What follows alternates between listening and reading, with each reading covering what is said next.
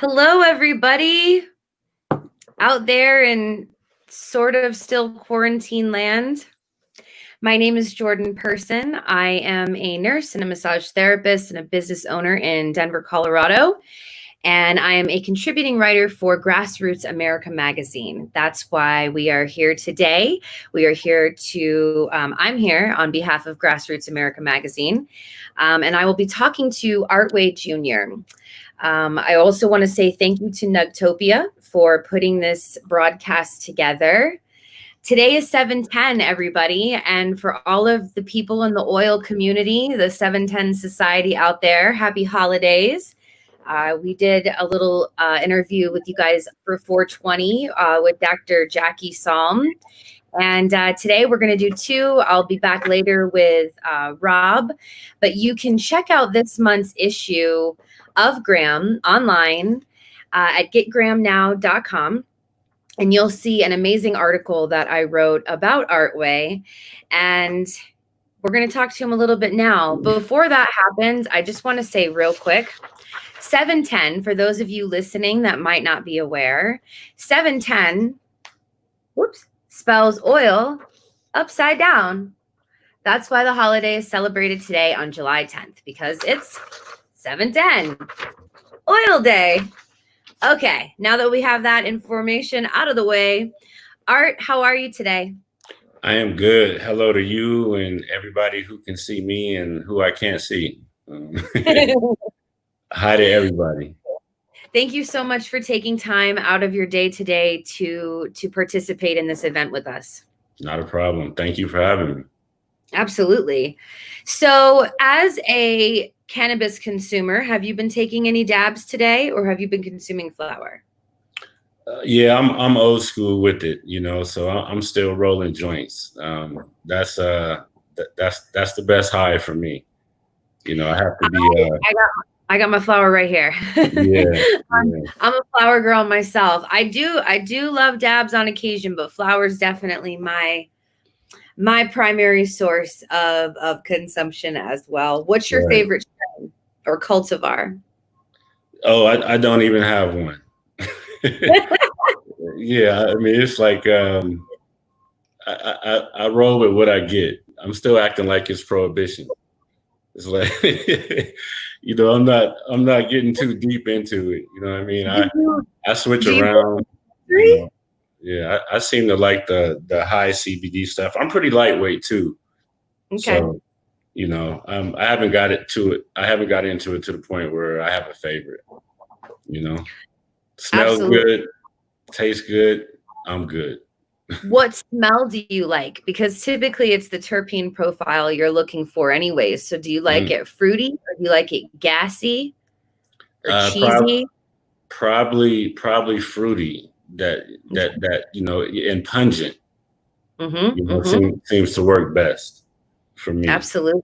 Yeah. Absolutely. Some limonene for you, some good limonene terpenes. Awesome.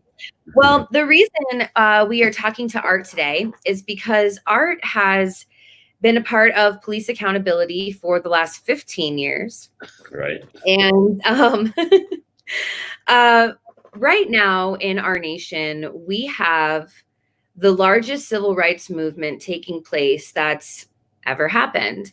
And so we had the honor at Graham for our summer issue for elevating Black voices and telling Black stories and having contributing authors that are Black, because we had a wake-up call ourselves at the magazine. And so we wanted to be able to amplify voices and to help amplify the movement as much as we could.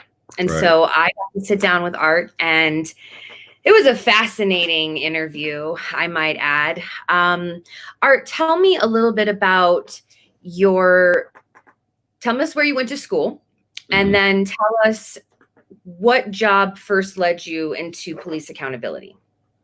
Yeah, so I came back from law school in Florida. I went to Florida Coastal School of Law, and I was already like 30-something years old. I'd been working blue collar, driving a cab, selling drugs, all that, and just decided to go to law school. And when I came back home, I took a job while I was studying for the bar. Actually, the mother of my kids hooked me up with this gig at Colorado Progressive Coalition. And so we were all about economic and racial justice. And I took a job as an organizer with their racial justice program, working on police accountability. In a few years, I was directing that racial justice program. So it was cool for me because I dealt with some issues myself, seen a lot growing up, and so it's kind of cathartic to be able to do that work. And I ended up failing the bar because I didn't really study too hard, to be honest with you. I think deep down I knew I didn't want to be a lawyer, and I kind of got involved in social justice and got some laws passed. And I was like, well, instead of being a lawyer to interpret the law, I'll just work on creating the law myself. So I've been doing social justice and legislative work for the past 15 years ever since. That's awesome. So you just mentioned the racial injustice that you dealt with yourself. Mm-hmm. So can you tell me about your childhood? Can you tell us about what was it like growing up as a Black man? Well, I had a great childhood. I grew up in Five Points and Park Hill here in Northeast Denver.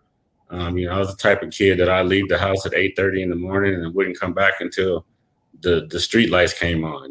I had a wonderful childhood, but the few instances of violence that I did see and suffer as a kid was usually by the hands of police. So they were definitely the most violent gang in the community. I had a police officer put a gun to my head when I was 11 years old. He told me that I fit a description. And, Jordan, what's so weird about it is it didn't even surprise me at the time. I don't even think I told my mom about it because it was just like police were acting so crazy back then that, it was just kind of commonplace. When they pull up, you just never quite know what's going to happen. But I had a great childhood other than, some of those bad experiences with law enforcement growing up. And, I grew up at a time when the age of mass incarceration and 3 strikes and you're out, and the drug war was really ramping up under President Reagan. And, I think I'm even old enough to kind of witness the change that took place when it comes to law enforcement tactics and behavior. Once 86 hit and I was kind of, a young teenager, and they were receiving federal dollars to engage in drug war interdictions. And, you started to see your SWAT team show up and all the militarization of police and the no-knock raids and the battle rams and helicopters were flying over the neighborhood constantly. I mean, it was almost like a war zone. So, this is Northeast Denver we're talking about. We're not talking about Southside Chicago or anything like that. This happens in Omaha, Wichita, Nebraska, all over the place, Wichita, Kansas. So, even though I'm not on Twitter, my Twitter handle is Drug War Veteran. And that's definitely what I think I am. I'm a veteran of the drug war, especially growing up in Northeast Denver, 5 Points, Park Hill, back in the mid-'80s. Absolutely. And for those listening that aren't familiar with those neighborhoods, they've done a lot to try to regentrify the area, but there's still substantial amounts of unnecessary things happening. Let's just put it that way. Yeah, I mean, they're definitely gentrified. It's definitely not the same city that I grew up in. I think Aurora and Montbello is receiving more of that kind of focus nowadays than what 5 Points used to receive back in the day. And it was weird, even when gentrification started to kick off, the police started to actually treat us better because having 20 Black kids on the side of the road handcuffed was not good for business at the time when gentrification was first popping off, right? So they started to treat us a little bit better during gentrification. And it was weird just seeing the intersection between the real estate industry and how the police behaved. I remember growing up and, certain talk shows would always tell jokes about my community as being, poverty stricken and ghetto. And then 10 years later, we got some of the most expensive homes in the city of Denver. So, It's all connected when you talk about structural inequity, and police are often on the front lines of that, making it happen one way or another. Absolutely. Absolutely. So, after you left your time with CPC, you then went to DPA, the Drug Policy Alliance. Can you tell us who DPA is and about your time with them? Yeah, DPA is essentially out to end the drug war. And I think what that means from a practical perspective is to treat the issue of drug dependency and drug addiction, as well as the drug trade, um, as a public health issue, something that should be dealt with compassion, something that should not be dealt with primarily from a moralistic, judgmental criminalization lens. And so DPA kind of focuses on three different issue areas. One was marijuana reform and marijuana legalization and medical marijuana. The second is harm reduction. And for some of your listeners who might not know what harm reduction is, you know, your organizations that provide clean syringes to injection drug users, they're sort of the best example for what harm reduction is. It's similar to along the lines of providing condoms to high school students. You take a reality-based approach, knowing that these kids are probably going to have sex, and you take a reality-based approach to injection drug users to make sure they're using clean equipment so they're not spreading Hep C and HIV throughout the community. And then the third issue area for DPA is just broader criminal justice sentencing reform, especially when it comes to drug policy.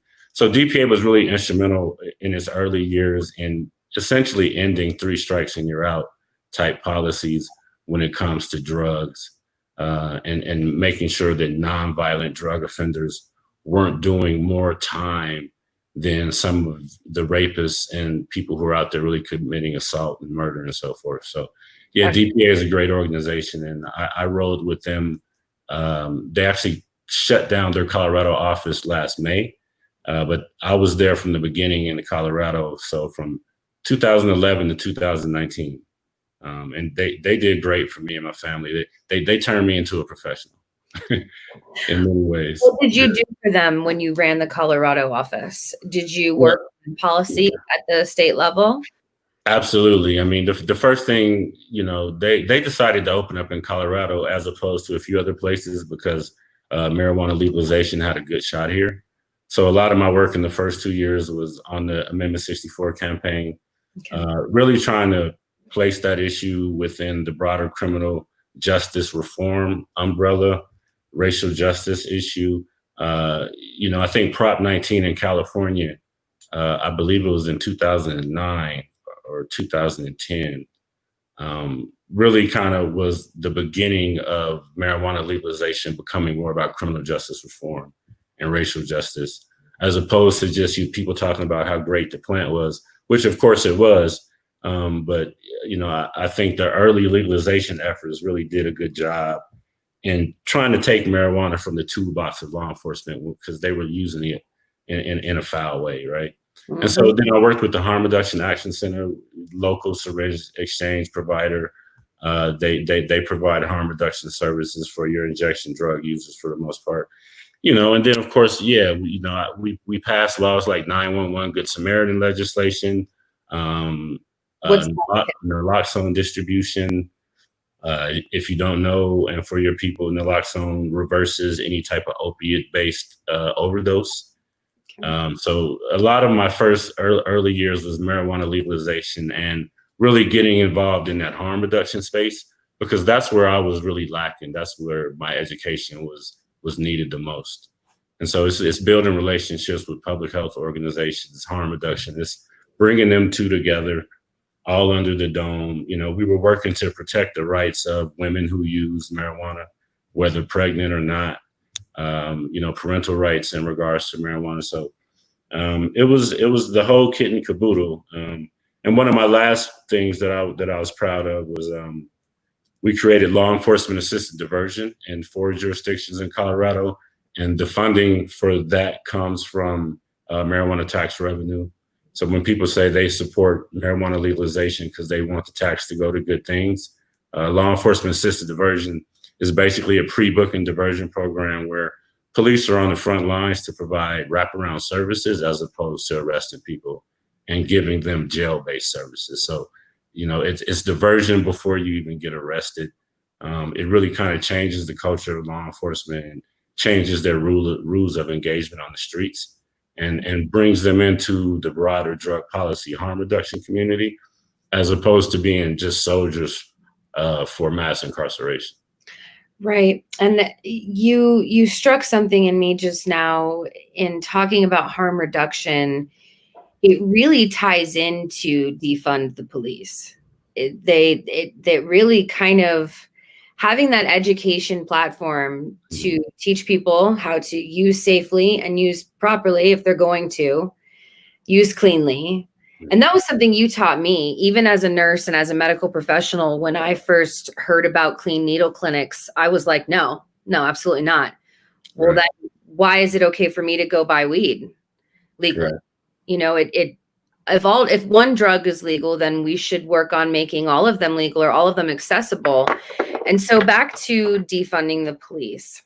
Can you talk a little bit about the definition of what that actually means? I think there's a lot of confusion out there regarding the actual definition of that, and how can we go about doing so in our communities? Yeah. And just real quickly to piggyback on what you're saying, Yes. Drug Policy Alliance, we're not a marijuana legalization outfit. And I still say we because once you're a part of that organization, you're kind of always a part of it. Right. But we're all about decriminalizing all drugs when it comes to possession and use, right? Marijuana may be more apt to actually be legal because it's one of the least harmful substances, whether legal or illegal. But DPA's goal is broader drug policy and harm reduction, and we tried to stay away from the marijuana exceptionalism. For many years, people who smoked alcohol looked down on people who use marijuana, and now we're kind of in a space where people who use marijuana want to look down on everybody else, right? And so that's something we tried to prevent. But when it comes to your question around defunding the police. I like to use the term reallocation of resources, right? So when you look at city and state budgets, the public safety budget, and really public safety is just another word for law enforcement, right? The public safety budget is like huge. It dwarfs everything else. It dwarfs education. It dwarfs homeless services and any type of behavioral health and mental health programs. And so really it's all about reallocating those resources into other areas that will diminish our reliance upon police, right? Because we use police, to do a bunch of behavioral health and mental health things that, especially since they become militarized and they're more about this command and control type culture, they're not set up to do that type of work, right?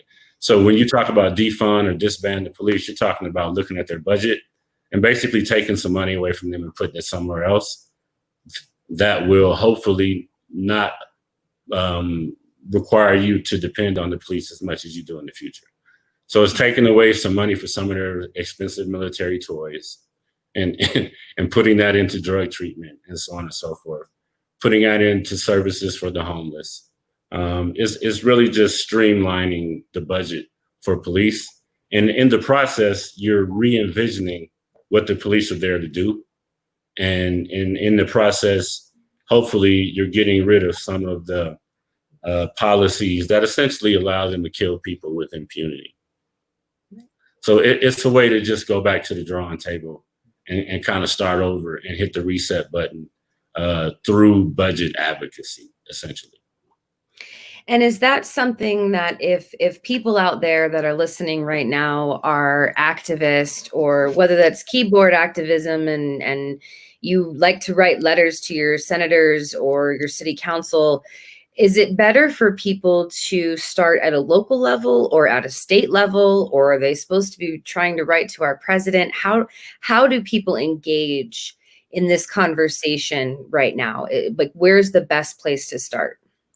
I think when it comes to America, it's usually the local level, right? You look at marijuana legalization, and Denver decriminalized before we did on the state level, right? Mm-hmm. And so specifically when you talk about a police agency, their budget is mostly from local funds. So to get into the defunding fight, you definitely want to start local. Okay. City council, county commissioners, and people just need to get involved with the budget discussions. It's not very sexy, It's not going to get you a bunch of likes on Facebook when you go to a city council budget meeting, but So I true. think the broader social justice community needs to get more involved in budget advocacy because that's where the rubber meets the road, right? And Absolutely. so, once you get more involved and you see that, your police department is getting 20 times more money than, your local Head Start and preschool programs in your community, that might spur something. But yeah, definitely start local. The state always kicks back some money to police departments too. But I think you get more bang for your buck when it comes to the defunding issue on a local level. Excellent. That's great advice. I think a lot of people don't know where to put their energy right now. And I think just having a little bit of guidance and direction is so important, so that people can make their voices heard. Right. And you also, you made me laugh because you said, when you post about it, you're not going to get a lot of likes. Whenever I was running campaigns with Normal, I would, say, all you have to do is click this and it will, all you have to do is enter your name and address and it will send a letter to your senator. I'll get, a few likes. I put a picture of cannabis up and, 50 people like it instantly. Right. It's crazy how being involved in the legislative process at the local, the state, the federal level is so much easier than people think. And they work for us in a way. And so we should be able to talk to our city council representatives, to our politicians, and have conversations with them as their constituents. Right. So I hope today people listening feel like they can be empowered to start these conversations, because they're not easy conversations to have, especially in the beginning. But racism is very alive still right now. And if you could give any advice to any individuals out there that identify as Black, can you give any advice to them right now on best ways of coping or what they can be doing? And then afterwards, let's talk to the people of non-color, to the white people, and what we can do to advance this movement. I'm a history student, so as I was growing up and realizing, every day or every week, once I hit 11, and you start to really get a consciousness as a kid, and you start to realize the world that you live in, right? Whether it be something like going to Target with my grandma, and it's like whenever the white folks would see me, for some reason they would remember to lock their car door. That type of shit as a kid, you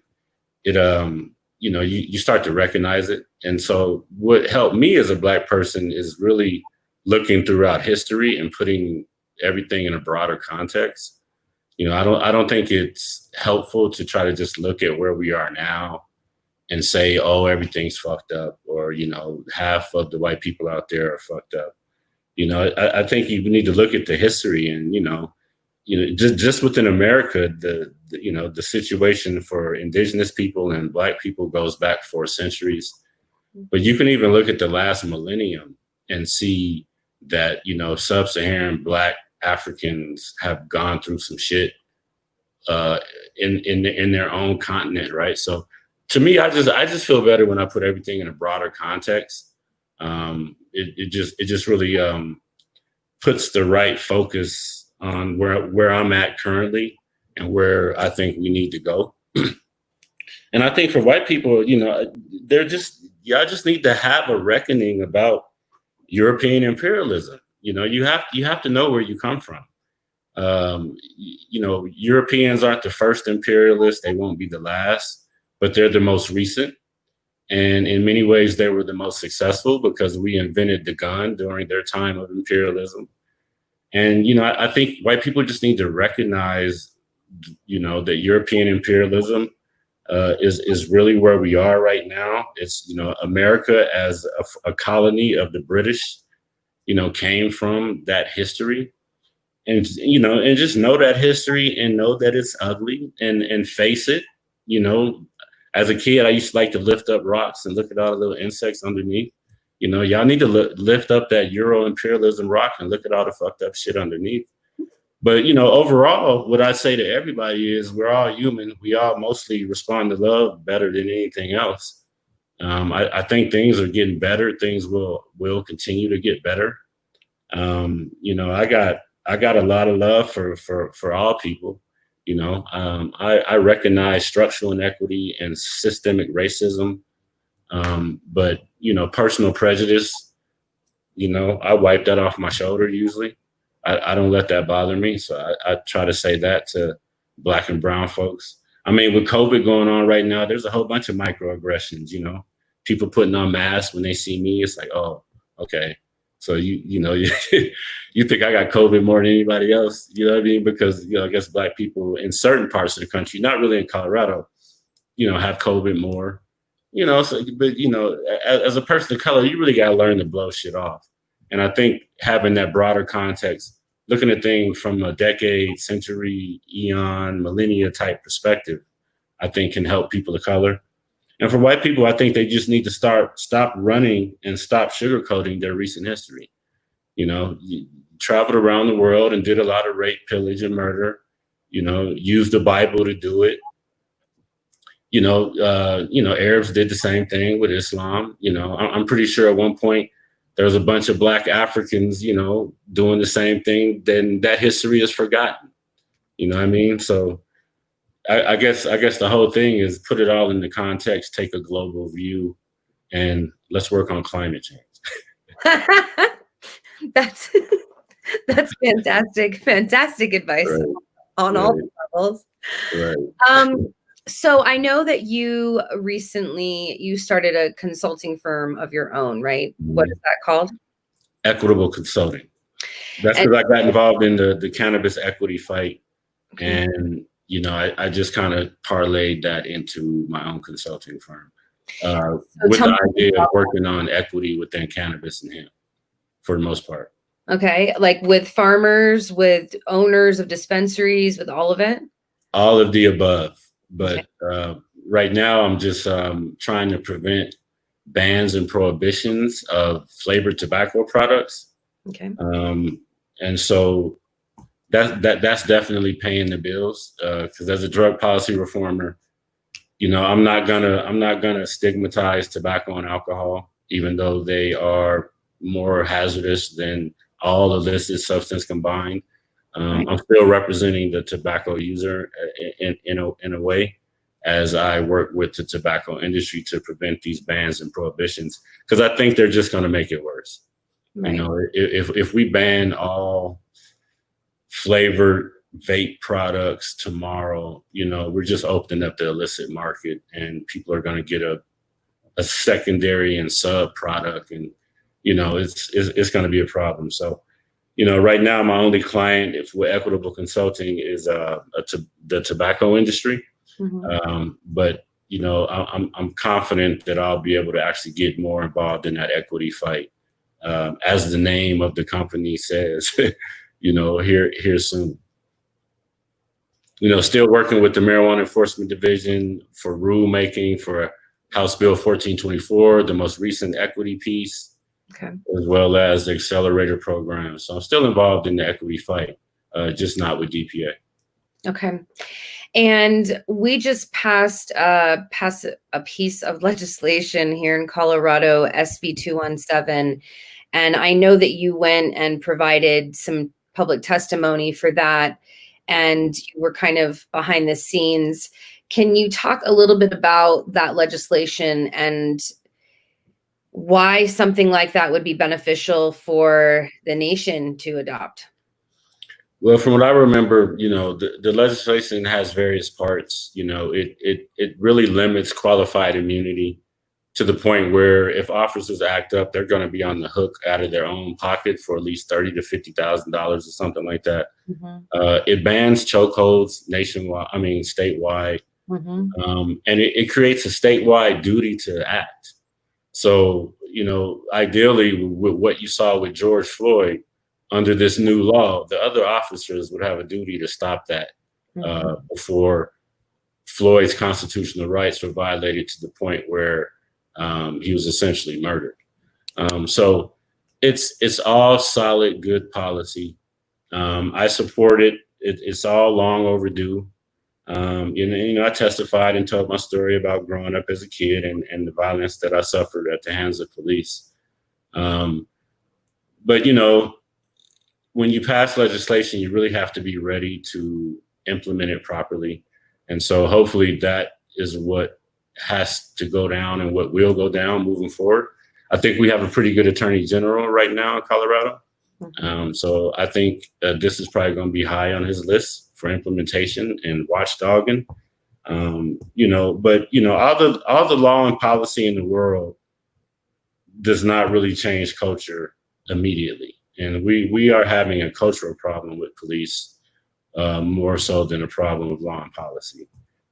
They have done things because the law and policy allowed them to do it. And, when it comes to use of force, that's a Supreme Court issue. The Supreme Court backs police all the way at the top, right? So there's really only so much a state can do. But an actual law enforcement agency and an actual city and jurisdiction can say, you know what, in our state or in our city, in our jurisdiction, we're not going to allow that broad use of abuse of force that like the Supreme Court allows. So, Right. It's a fight. All that to say that bill is a good bill, but there's still so much more that needs to be done. Absolutely. Yeah.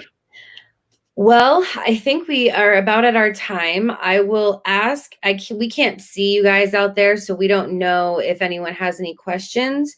But if our moderator could let us know if anyone has any questions, we will open it up at this time. In the meantime, Art, if you could please let everyone know your contact information so they can find you. Yes, AWAY at equitableconsult.com. I used to be AWAY at drug policy, so I'm away somewhere, away into something. So away into something. Yeah. Awesome. And you can also read more about Artway Jr. In this month's issue of Graham. I entitled the article Dreamer and Doer because that's what he is. He is a Thank you so much. That was a great piece. Oh, I'm so glad. I'm so Thanks happy for writing that up. Appreciate Thank it. you for being so fascinating to interview. You said some really incredible things. And so everyone out there listening, please feel free to check that out as well, getgrahamnow.com. And I'm not seeing any questions pop up on the side, so I will assume that I think are good to go. But Art, thank you so much for your time today. Happy 7/10 to everyone out there celebrating. Happy 7/10 to you, Art. And thank you again so very much for your time. Thank you. Great being here. Bye. Bye.